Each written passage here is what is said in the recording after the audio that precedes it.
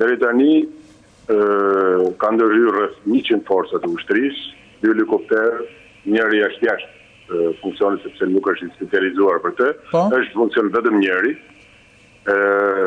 Është marrë situata në kontroll, por prania e erës detyron që të hapin qendra të vogla zjarri.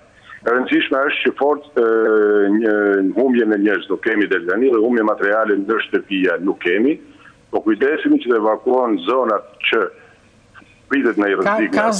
Ka zona realisht të rrezikuara, le të themi edhe banesa që ndodhen në malin e Shqipërisë?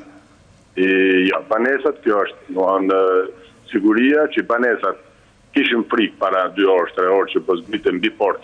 Situatë të tillë dhe mbi kinamane e vjetër, i kemi eliminuar dhe po punojmë vazhdimisht për shuarin e vatrave që krijohen. Ashtu situata në bregun e Detit dhe në resortet paraqitet më qetë, nuk ka tym tani, nuk ka situata, duhet punojmë shumë për mbajtjen në kontroll të situatës, sidomos në vatrat e reja që krijohen. Sidomos prania e erës është shumë pranishme, sidomos në këto zona që janë mbi mal.